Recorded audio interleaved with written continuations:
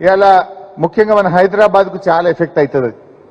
ఇలా రేవంత్ రెడ్డి గారు వీళ్ళ ప్రభుత్వం ఇవాళ కూడా మళ్ళీ ఏదో నోటుకొచ్చినట్టు మాట్లాడింది ఆయన.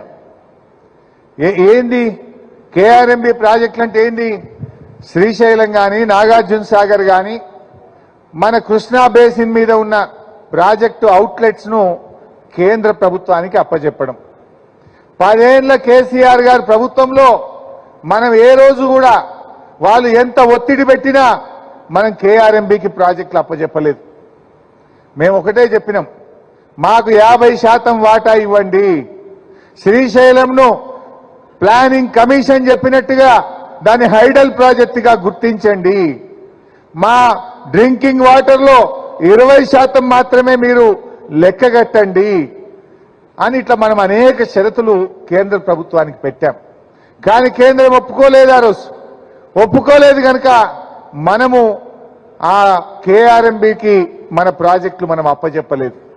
కానీ 2 నెలలు కాలే వీళ్ళ గవర్నమెంట్ వచ్చి, కేంద్ర ప్రభుత్వం ఒత్తిడి తెచ్చింది, రాష్ట్ర ప్రయోజనాలను ఫలంగా పెట్టి ఆయనతో పోయినరు మా ప్రాజెక్టులన్నీ మీకు అప్పచెప్తామని సంతకాలు పెట్టి వచ్చిండ్రు.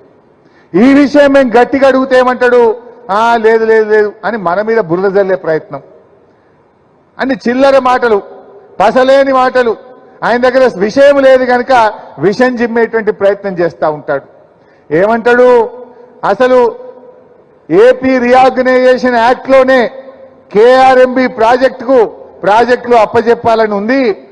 ఆ రోజు బిల్లు పాస్ అయినప్పుడు కేసీఆర్ ఎంపీగా ఉన్నాడు, ఇది కేసీఆర్దే బాధ్యత. ఎంత తలకాయలేని మాటలు, ఎంత అతి తెలివి మాటలు. ఆ రోజు అధికారంలో ఉన్నది ఎవరు? ఆ బిల్లు పెట్టింది ఎవరు? కేంద్రంలో కాంగ్రెస్ పార్టీ కాదా? బిల్లు పెట్టింది కాంగ్రెస్ పార్టీ. ఆ బిల్లును తయారు చేసింది జైపాల్ రెడ్డి గారు, జయరాం రమేష్ గారు. బిల్లు పాస్ చేసింది కాంగ్రెస్ పార్టీ.